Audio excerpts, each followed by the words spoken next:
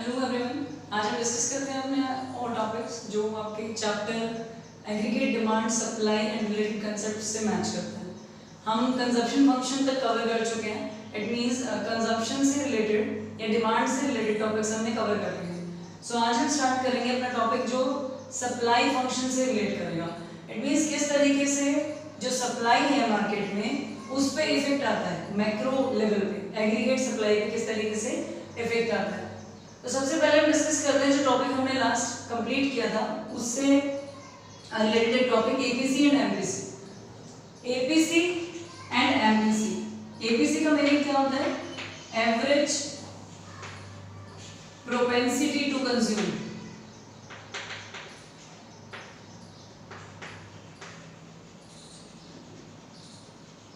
It means किसी भी income के पोर्शन के बढ़ने से एवरेजली आप कितना खर्चा इंक्रीज कर रहे थे ओवरऑल, अगर हम एडिशन देखते हैं सारी चीजों का। बिकॉज एवरेज का मतलब क्या होता है?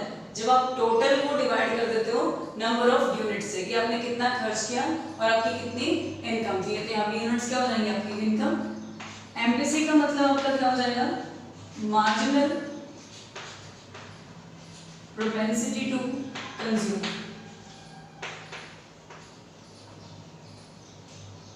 इट मींस मार्जिनल वर्ड किससे जुड़ा हुआ है? एडिशनल।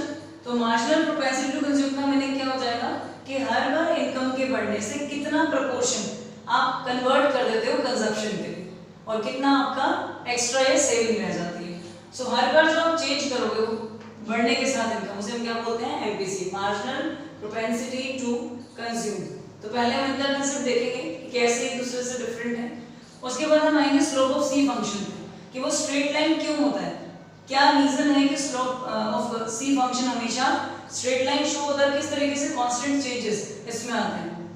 नेक्स्ट आएगा सेविंग फंक्शन। जैसे अभी तक हमने देखा इनकम को कैसे हम कन्वर्ट करते जाते हैं कंजप्शन में और उससे कैसे रिलेट करती है। जैसे इनकम कंजप्शन में जब कन्वर्ट होती है तो जीरो लेवल पे भी एक ऑटोनोमस कंजप्शन होता है, फिर दोनों इक्वल आ जाते हैं और फिर आपकी जो कंजप्शन है वो डिक्रीज और इनकम आपकी इंक्रीज हो जाती है।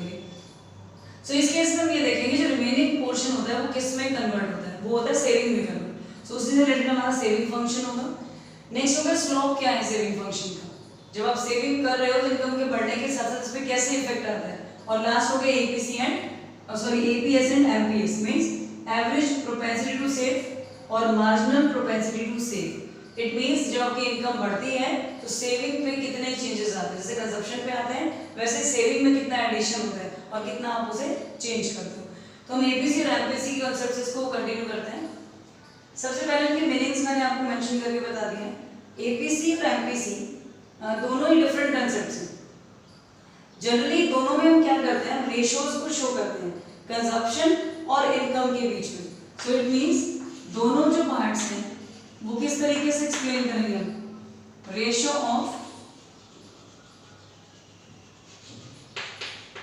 Consumption and income. It means दो चीजों की रेशियो हम लेके चलते हैं इसमें, कंजप्शन और इनकम की, कि किसी पर्टिकुलर पर्सन ने इनकम के बढ़ने पे कितना चेंज किया टोटल कंजप्शन में, तो वो आ जाएगा आपका एपीसी। बिकॉज टोटल जब आ रहा है मींस किसका पार्ट है? एपीसी का। क्योंकि एवरेज भी जब भी आप किसी चीज को फाइंड आउट करते हो तो टोटल को ही डिवाइड करते हो टोटल नंबर ऑफ यूनिट्स के साथ। तो इट मींस जब आप टोटल कंजप्शन में कोई चेंज करोगे तो एपीसी का पार्ट होगा। और सेकेंडली हम पढ़ेंगे एमपीसी के बारे में जो कि रेशियो है एडिशनल कंजप्शन की और एडिशनल इनकम की। इट मींस अगर आपकी इनकम 500 से 600 हुई तो जो एक्स्ट्रा 100 रुपीज आपके इंक्रीज हुए उसमें से कितना परसेंट आपने कंज्यूम करने के लिए यूज कर दिया। क्लियर? सो इसको हम एक्सप्लेन करके पढ़ते हैं।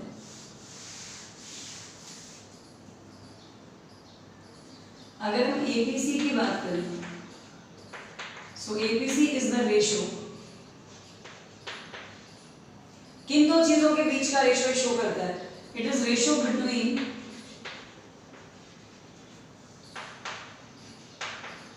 टोटल कंजप्शन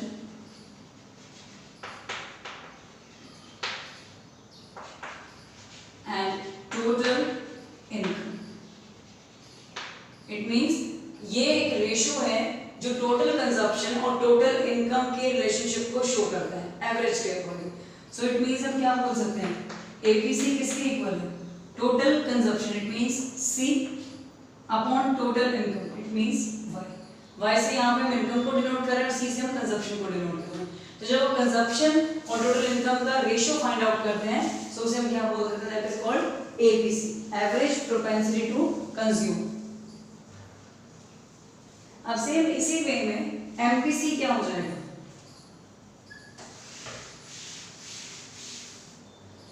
एपीसी में टोटल चीजें आप ले रहे हो, एमपीसी में हम क्या लेंगे, रेशियो ही होगी, पर किसकी रेशियो होगी, एडिशनल इनकम और एडिशनल कंजप्शन की।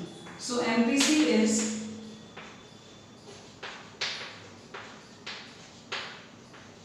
Ratio between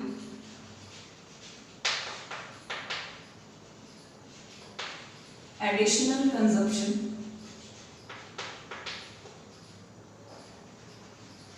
and additional income. It means MPC का अगर हम फॉर्मूला बनाते हैं तो किसके इक्वल होगा, additional consumption, it means change in C, additional income, it means change in Y. So इस केस में एडिशनल कंजप्शन के इनकम बढ़ने पे कितना चेंज आया, वहां पे टोटल में आप कितना परसेंट चेंज करना शुरू कर देते हो, उन चीजों पे डिपेंड करेगा। क्लियर? तो एग्जांपल देखते हैं कि हम कैलकुलेट कैसे करेंगे। अगर क्वेश्चन आपसे पूछा जाता है एमपीसी या एपीसी पे तो आप इसको कैसे फाइंड आउट करके बताओगे। फॉर एग्जांपल हमें गिवन है कि हमारी इनकम है 150 और जब इनकम आपकी 150 है तो आप कंज्यूम कर रहे हैं 140। ये एक नॉर्मल क्वेश्चन आपको गिवन है और इसमें हमसे पूछा गया था कैलकुलेट एपीसी, हमें बताना है एवरेज प्रोपेंसिटी टू कंज्यूम क्या है, इट मींस टोटल इनकम का कितना प्रपोर्शन कोई भी कंज्यूमर कंजप्शन के लिए खर्च करता है या कोई पर्सन कंजप्शन के लिए खर्च करता है। तो फॉर्मूला आपके पास क्या आ जाएगा, C अपॉन 1। इट मींस हम एपीसी की बात कर रहे हैं यहाँ पे, तो टोटल की हम बात करेंगे, total consumption upon total income. Total consumption आपका कितना है 140 और टोटल इनकम आपकी कितनी है 150। तो अगर हम इसको कैलकुलेट करते हैं तो आपका रिजल्ट क्या आ जाएगा 0.933। ये क्या शो करता है कि आप जो इनकम अर्न कर रहे हैं 150 उसका अराउंड 93% आप किस पे खर्च कर देते हैं, कंजप्शन। तो मींस 140 रुपीस जो है आपका कितना है इसका 93.3%। क्लियर? सो इस वे में हम कैलकुलेट कर सकते हैं कि कोई भी पर्सन अपने इनकम का कितना पोर्शन किस चीज में कन्वर्ट करता है, कितना सेविंग में कर देगा और कितना वो कंजप्शन में करेगा। सेम ऐसे ही अगर इसी क्वेश्चन को हम लें, डेल्टा वाई हमें गिवन है, change in income. For example पहले आपकी इनकम अगर 150 थी तो वो इंक्रीज होगी, कितनी हो गई 200, तो चेंज कितना हो गया 50 का। अब उसी के साथ डेल्टा सी, पहले आप कंज्यूम कर रहे थे 140, अब 40 का और चेंज आ गया, मींस 180 हो गया। 200 में से 180, एक तरीके से अगर हम देखें तो इन्होंने कैलकुलेट करके ही दे दिया है, अदरवाइज हम इसे डिडक्ट करके भी कैलकुलेट कर सकते हैं। So we have to calculate MPC. MPC is equal to delta C upon delta Y. Delta C means change in consumption in response to change in income. Income change होने की वजह से जो आपकी कंजप्शन चेंज हुई, that is equal to MPC. अब delta C हमारे पास कितना है 40 और डेल्टा वाई कितना है 50। तो इसको अगर हम कैलकुलेट करते हैं तो यहाँ पे हमारे पास 0.8। तो इससे हमें क्या पता लगता है कि जो पर्सन है वो अपनी टोटल इनकम का 0.8 मींस अराउंड 80% कंज्यूम करने पे खर्च कर देते हैं। मींस अगर उसकी इनकम जितनी भी बढ़ती जाएगी उसका 80% हर बार वो कंजप्शन में डालता जाएगा। फॉर एग्जांपल अगर 100-200 से उसकी इनकम बढ़ती है तो उसका 80% उसने कहाँ लगा दिया, कंजप्शन करने के लिए। क्लियर? सो ये हमारा कंसेप्ट है एपीसी और एमपीसी का। अब एपीसी क्या शो कर रहा है, ये शो करता है consumption per unit of total income, और जबकि एमपीसी क्या शो करता है consumption per unit of additional income. ये यहाँ पर डिफरेंस रहेगा। टोटल इनकम की जब आप बात करोगे तो हम एपीसी की बात कर रहे हैं और एडिशनल आगे it means we are talking about marginal propensity और मार्जिनल इनकम। क्लियर? अब स्लोप जो है सी फंक्शन का वो एमपीसी से इंडिकेट होता है, एपीसी से नहीं होता, क्योंकि एपीसी तो एक लेवल पे रुका हुआ है, टोटल सम को शो कर रहा है। बट एमपीसी आपका स्लोप शो कर सकता है क्योंकि वहां पे आप हर बार एडिशनल के साथ चेंजेस दिखा रहे हो और कर्व में चेंज होगा तभी तो वो फॉर्म होगी। तो इट मींस एमपीसी के बेसिस पे हम क्या कर सकते हैं, सी फंक्शन का स्लोप डिराइव कर सकते हैं, जबकि एपीसी के बेसिस पे वो पॉसिबल नहीं है। अब आते हैं नेक्स्ट पॉइंट पे, स्लोप बनता कैसे। जनरली जो हमारा सी फंक्शन है उसका जो स्लोप होता है वो स्ट्रेट लाइन होती है।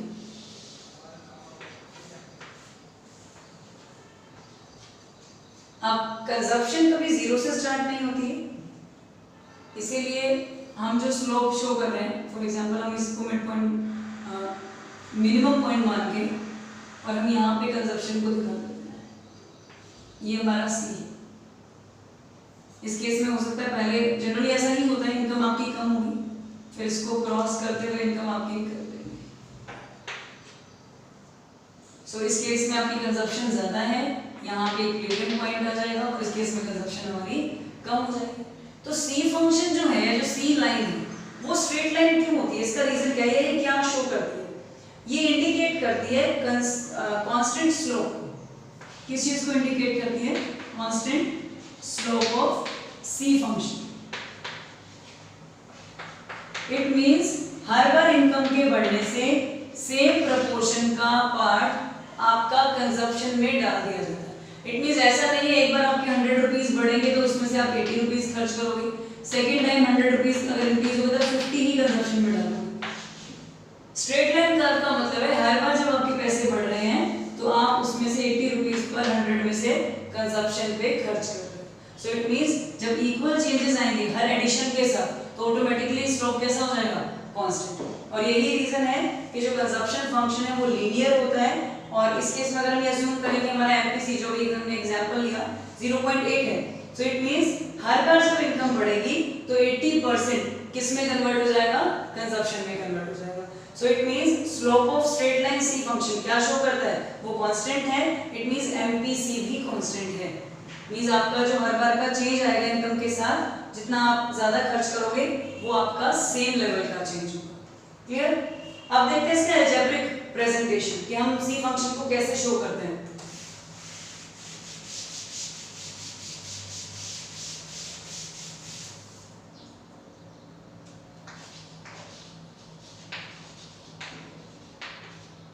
अलजेब्रिक प्रेजेंटेशन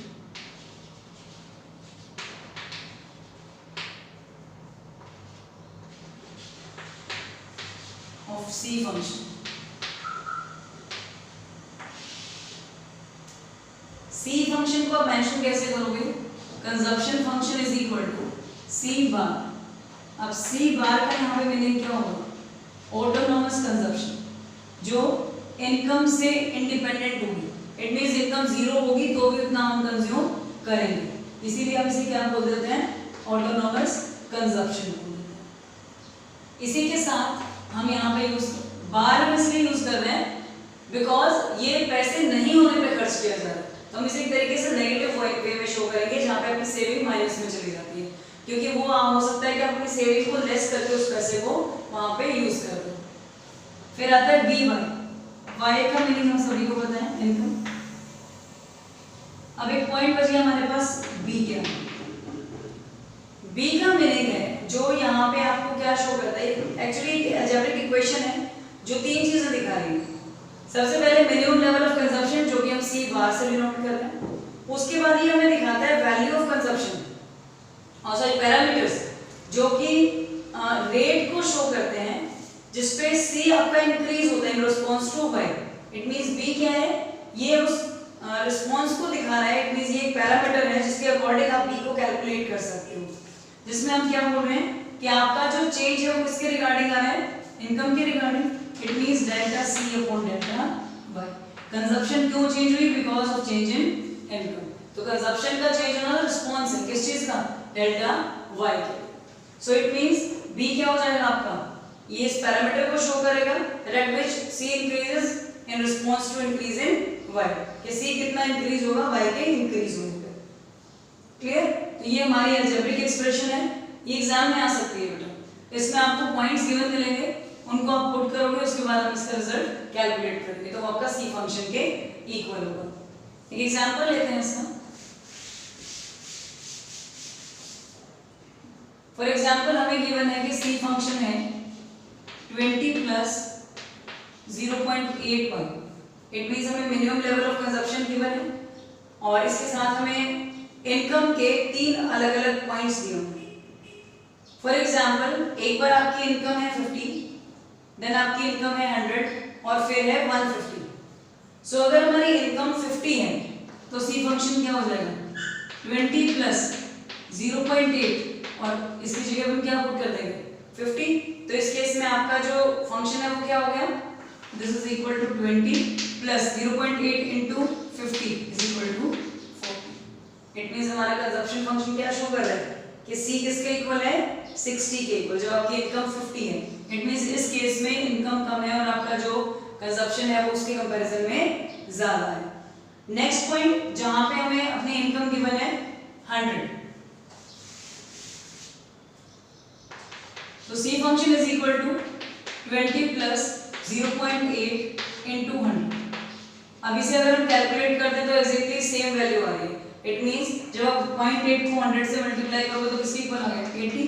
तो ये शो करता है कि आपका कंजप्शन कितने का हुआ 100, इनकम भी कितने की थी 100 और कंजप्शन भी कितना है 100। इट मींस ये वो पॉइंट आ गया जहां पे आपका कंजप्शन और आपकी इनकम एग्जैक्टली इक्वल हो चुके हैं। इट मींस अगर अब आपकी इनकम बढ़ती है तो उसका कुछ पार्ट हम कहां डालना शुरू कर देंगे सेविंग के लिए, और वो सारा कंजप्शन पे खर्च नहीं किया जाएगा।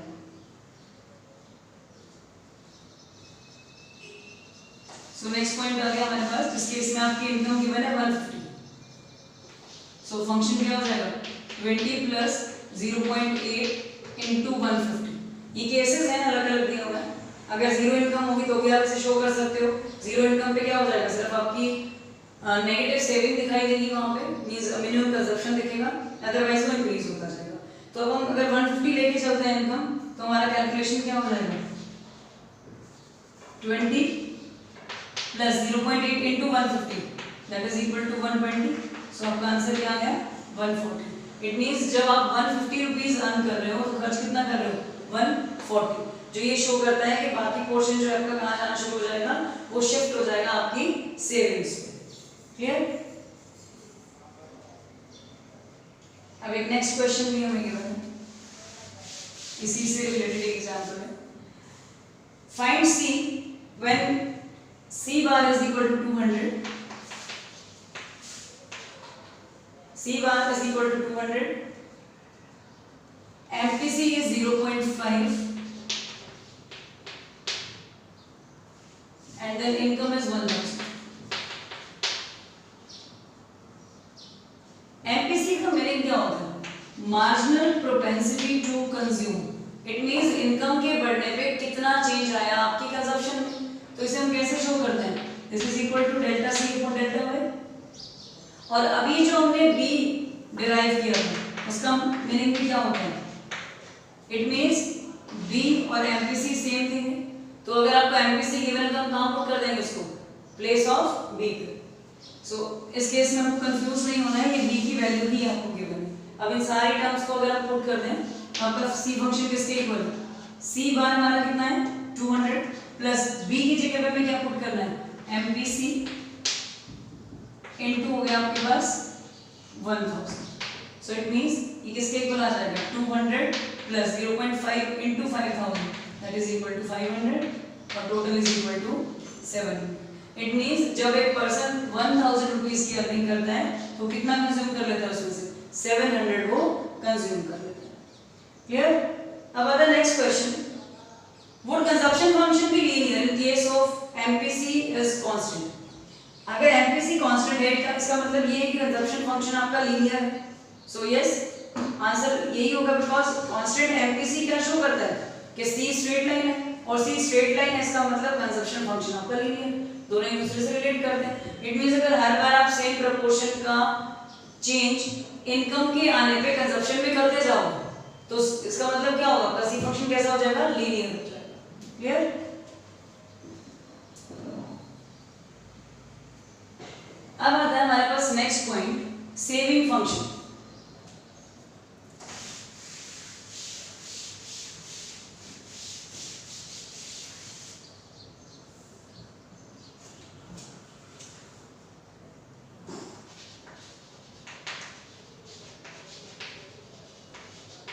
Saving function. अभी तक हमने सिर्फ क्या देखा कि इनकम के बढ़ने पे कंजप्शन में क्या चेंज है।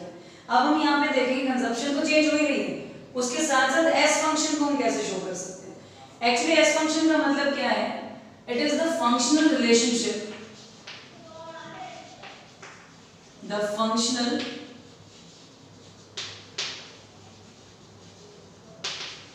Relationship between,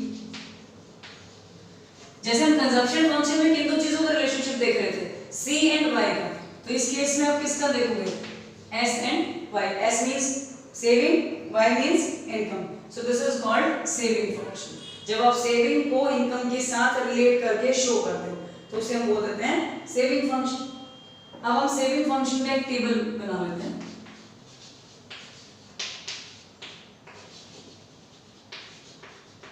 table of saving function. सबसे पहले हम इनकम लेंगे, उसके अकॉर्डिंग कंजप्शन आएगा और उसके साथ सेविंग। सेविंग और इनकम डायरेक्टली भी ले सकते हो, पर कंजप्शन को बीच में रखने से इजी हो जाएगा सेविंग को कैलकुलेट करना, सो इसीलिए इसको आप रखेंगे तो ये ज्यादा बेटर रहेगा। जनरली जो सेविंग होती है उसका मतलब क्या हो जाता है, y माइनस सी। तो y और c अगर हमारे पास दोनों है तो माइनस करने से हमारा क्या आ जाएगा, सेविंग आ जाएगी।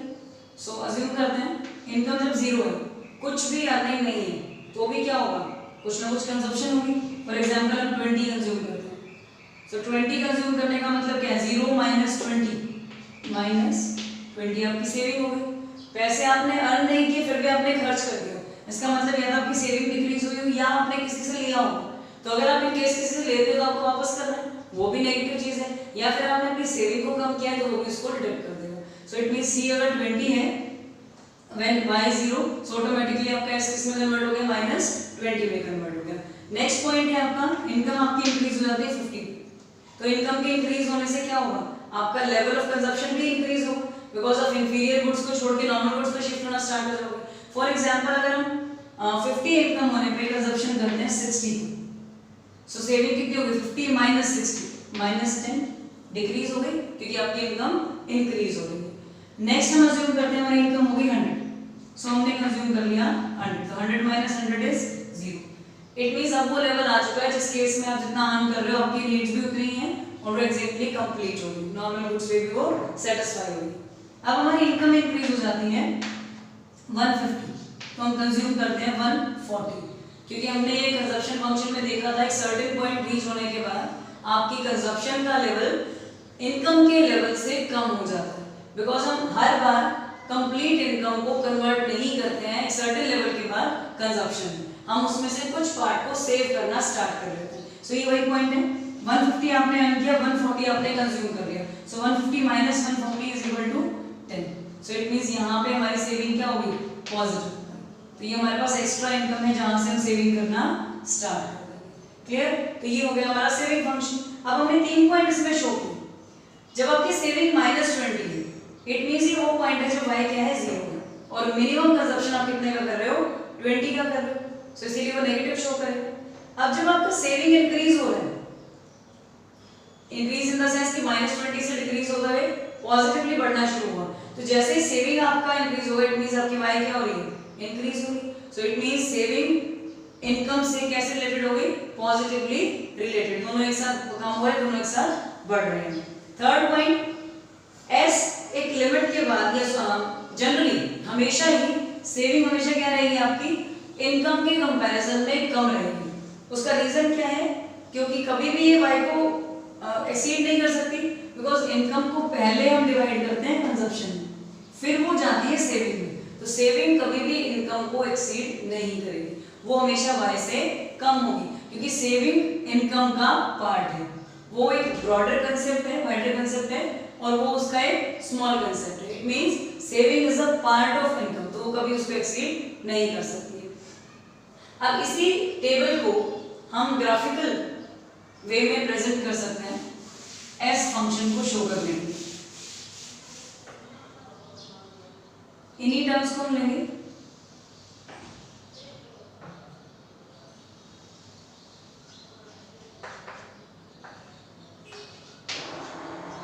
ये नेगेटिव पॉइंट्स जहां पे हमें अपनी इनकम को या अपनी कंजप्शन को नेगेटिवली शो करना है, y डैश से हम इसको डिनोट कर लेते हैं। हमारे पास जो टोटल इनकम है वो आपकी आ रही है 150 तक। सो इनकम को हम यहाँ शो करेंगे, इनकम या फिर हम इसको जीडीपी भी मेंशन करेंगे। ये हो जाएगा 50, 100, 150 और 200।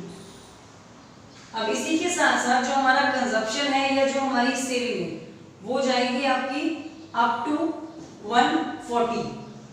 सो यहाँ पे हमें सिर्फ क्या शो करना है, हम सेविंग फंक्शन की बात कर रहे हैं तो हम सिर्फ सेविंग वाले पॉइंट्स को शो करेंगे कि कितनी सेविंग हो रही है, 20, 40, 60, 80, 100। एक पॉइंट अभी हमने देखा था इसमें -20 तक हम जा रहे हैं। सो इसमें एक पॉइंट यहाँ पे आप लिखोगे -20। अब हम टेबल के अकॉर्डिंग इसको प्लॉट करना स्टार्ट करते हैं। सबसे पहले जो आपकी इनकम जीरो है तो जीरो इनकम पे आपकी सेविंग कितनी थी, -20। अब जैसे ही हमारी इनकम इंक्रीज हुई तो हमारी सेविंग कितनी हो गई, -10। किस केस में हुई वो सेविंग, जब आपकी इनकम 0 से 50 पे आई, 0 से 50। तो एक पॉइंट ये है, तो उस केस में आपकी सेविंग कितनी होगी, -10। सो ये 20 है, ये अराउंड यहाँ आ जाता है। सेकेंड पॉइंट हो गया हमारा। अब आपकी इनकम जब 100 है तो आपकी सेविंग भी 100 है, और जब आपकी इनकम 150 है तो आपकी सेविंग 20 है। अब इन सभी पॉइंट्स को हम ज्वाइन करते हैं। अभी हमारे पास क्या आ गया, ये हो गया हमारा सेविंग फंक्शन। सो ये क्या शो कर रहा है, ये जो हमारा डेटा सेट था उसके अकॉर्डिंग हमने इसको प्लॉट कर दिया। यहाँ पे आपको मेंशन करना है सेविंग फंक्शन। सेविंग फंक्शन हमेशा नेगेटिव से इसलिए स्टार्ट होता है बिकॉज एक ऑटोनॉमस कंजप्शन हमेशा एग्जिस्ट करती है जीरो इनकम पे।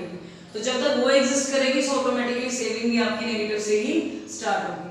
सो ये जो पॉइंट्स हैं, जो हमारी एस लाइन है वो कहाँ से स्टार्ट हुई, -20 ओवर एक्सिस से, जो इंडिकेट करता है कि जो एस की वैल्यू है वो जीरो होने पे इतनी है बिकॉज मिनिमम कंजप्शन एग्जिस्ट करती है। अब इसके बाद जो एस लाइन है वो पॉजिटिवली स्लोप करता है बिकॉज वो ये शो करता है, वो लेफ्ट से राइट जा रहा है। क्या शो करता है कि इनकम के बढ़ने के साथ साथ वो भी इंक्रीज होता जा रहा है। इट मींस सेविंग और इनकम में कैसा रिलेशनशिप हो गया, पॉजिटिव। थर्ड थिंग हो गई, जब एस लाइन एक्स एक्सिस को क्रॉस करती है, जब y आपका 100 है तो उसे क्रॉस करती है, तो क्या इंडिकेट करता है वो कि सेम इनकम है और सेम आपकी कंजप्शन है। सो इट मींस सेविंग क्या हो जाएगी, जीरो। तो इस केस में s क्या हो जाएगा, नेगेटिव, जब आपका y कम है 100 से, और इसके बाद वो पॉजिटिव हो जाएगा बिकॉज ये एक मिनिमम लेवल है। जैसे ही इसको एक्सीड करेगा तो पॉजिटिवली वो बढ़ना शुरू हो जाएगा, उसके पीछे वाले लेवल पे वो क्या होगा, नेगेटिव। सो आई थिंक सबको क्लियर हो गया होगा। अब ये जो स्लोप है, अगर हम नेक्स्ट पॉइंट की बात करें इसी के related, slope of S line. So slope है कैसा इस केस में, स्लोप एक तो रेफर करता है उस रेट से जो एस का इंक्रीज होना दिखा रहा है in response to given increase in Y. किसके रिस्पॉन्स में दिखा रहा है, इनकम के बढ़ने के रिस्पॉन्स में।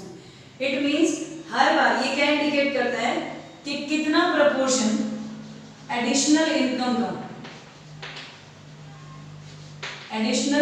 का कितना प्रपोर्शन आप किस में डाल देते हो, सेविंग में, उसी को ये स्लोप इंडिकेट करता है। और इसे मेजर कैसे करते हैं, डेल्टा वाई और डेल्टा एस की हेल्प से। तो इसीलिए हम इसे क्या बोल देते हैं, MPS, marginal propensity to save. It means जो भी आपने अर्न किया उसका कितना पोर्शन आपने सेविंग में कन्वर्ट कर दिया। सो MPC इज इक्वल टू किस चीज में चेंज आ रहा है, S में चेंज आ रहा है। So delta S upon delta Y।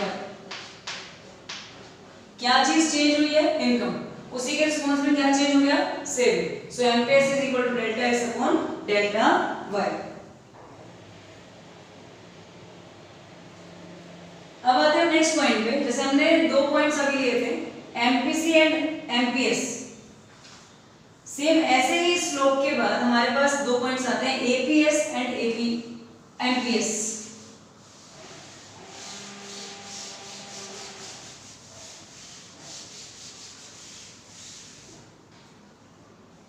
अभी इससे पहले हमने दो पॉइंट्स पढ़े थे। MPC का मतलब क्या होता है, delta C upon delta Y। ये लास्ट वाला पॉइंट आपको याद रखना है, ये आपका कंजप्शन का चेंज, तो delta C upon delta Y। अगर यहीं पे हम ले लें MPC के साथ APC, सो वो क्या हो जाएगा, C अपॉन Y, क्योंकि ये किसको शो कर रहा है, टोटल के चेंज को शो कर रहा है और ये शो करता है एडिशनल के चेंज को। सेम इसी वे में अब जो टॉपिक हमने कंप्लीट किया सप्लाई फंक्शन और सॉरी सेविंग फंक्शन, उसके अकॉर्डिंग सी किस में कन्वर्ट हो जाएगा, एमपी सी से आप उसे कन्वर्ट कर दोगे एमपी एस में। सो डेल्टा सी किस में चेंज हो जाएगा, delta S, it means change in saving in response to change in income. ये भी मार्जिनल है, प्लीज ये भी एडिशनल चेंज को शो करता है कि हर बार जो इनकम बढ़ती है तो उसके बढ़ने से कितना सेविंग आप इंक्रीज करते हो। अब एपीसी किस में कन्वर्ट हो जाएगा, एबीएससी, ये चेंज आपका किसका शो करेगा, S upon Y. It means ये क्या चीज शो कर रहा है, टोटल इनकम कितनी बदल गई और टोटल सेविंग कितनी बदल गई। सेम थिंग जो हमने पहले पढ़ी, स्लोप जो बनते हैं हमेशा मार्जिनल के बेसिस पे बनते हैं क्योंकि वही चेंजेस को शो करता है। एपीसी तो आपका एक कंक्लूजन है जो टोटल के अकॉर्डिंग डिराइव होता है। सो एमपीएस के अकॉर्डिंग ही स्लोप्स को प्रिपेयर किया जाता है, बनाया जाता है। अब देखते हैं इसको इक्वेशन से रिलेट करके।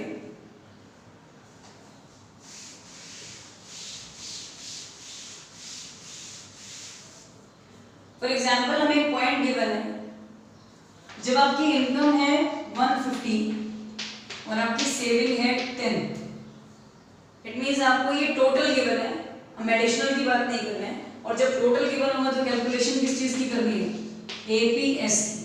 एपीसी की क्यों नहीं करनी, क्योंकि सेविंग गिवन है, हम सेविंग फंक्शन की बात कर रहे हैं। तो फॉर्मूला क्या हो जाएगा आपका, एस अपॉन वाई। एस कितना गिवन है 10 और इनकम कितनी है आपकी 150। सो इट मींस अगर हम इसको कैलकुलेट करते हैं तो इसके इक्वल आना है 0.067। तो ये क्या शो करता है कि आप कितना परसेंट इन्वेस्ट करते हो, 0.067, इतना सेव कर लेते हो कंज्यूम करने के बाद रिमेनिंग पोर्शन को आप जो सेव कर रहे हो। नेक्स्ट हमें गिवन है delta S, means change in saving जो है आपका वो 10 है और चेंज इन इनकम आपकी है 50। इट मींस इनकम हमारी 150 से अगर 200 हुई तो चेंज कितने का आया 50, और अगर हमारी सेविंग जो है वो 10 से इंक्रीज हो गई 20 हो गई, चेंज कितने का आ गया 10। सो इस केस में हमें डेल्टास गिवन है, सो इससे हमें क्या क्लियर होता है कि हम मार्जिनल की बात कर रहे हैं। सो हम एमपीसी को कैलकुलेट करेंगे। एमपीसी का फॉर्मूला आपके पास क्या है, डेल्टा एस अपॉन डेल्टा,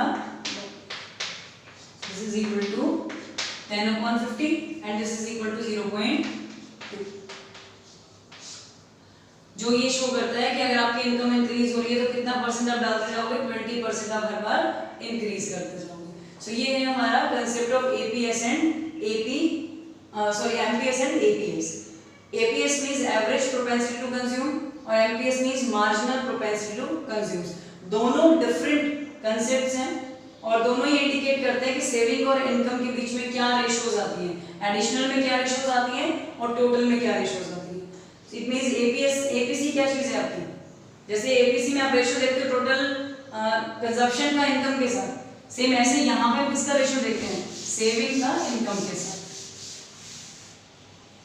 सो इसे हम क्या मेंशन कर सकते हैं, APS is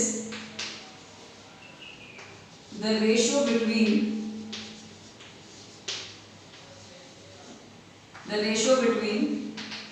saving and total saving,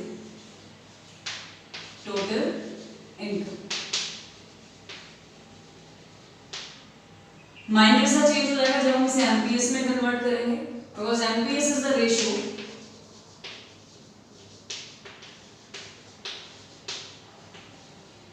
between additional saving and additional income. Clear. अब स्लोप ऑफ स्ट्रेट लाइन भी कांस्टेंट क्यों रहता है, क्योंकि हर बार सेविंग का लेवल कैसा रहेगा, सेम। जैसे अभी हमने कैलकुलेट किया ना, एमपीएस का रिजल्ट हमारा अभी कितना आया है, that is equal to 0.2। It means हर बार इनकम के बढ़ने पे 20% हम कहाँ डाल देंगे, अपना सेविंग में। तो जब आप हर बार एक जैसे ही चेंज करोगे तो ऑटोमेटिकली आपका एस लाइन का स्लोप कैसा हो जाएगा, constant.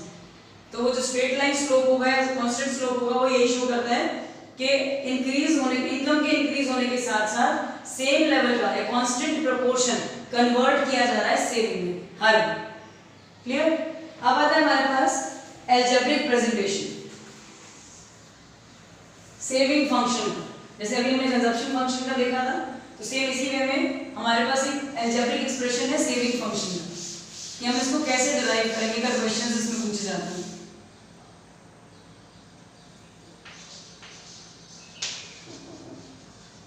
Algebraic presentation of S function.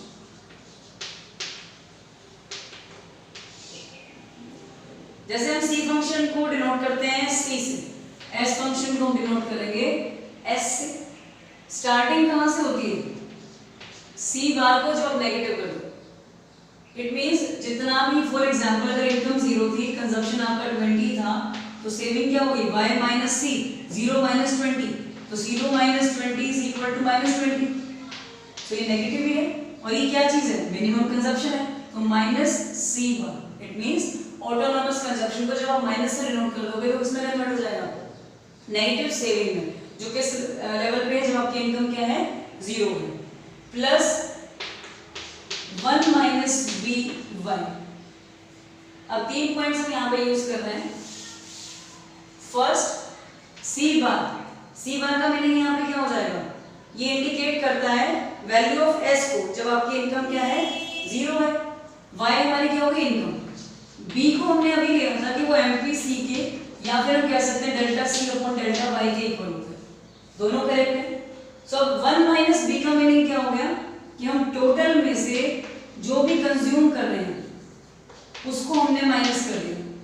तो अब आपकी जो इनकम है उसका आप 2 पार्ट्स में डिवीजन करते हो, या तो आप कंज्यूम करते हो या फिर आप सेव करते हो। तो जब आप 1 में से, टोटल में से कंज्यूम को माइनस कर दोगे तो बचेगा क्या आपके पास? एमपीएस के सेविंग कितनी हुई। So it means 1 minus B को आप एमपीएस भी लिख सकते हो। क्लियर? सो इस तरीके से हम इसको डिराइव कर सकते हैं। जो भी टर्म्स आपको गिवन हो हम एल्जेब्रिक एक्सप्रेशन में उसे पुट कर सकते हैं।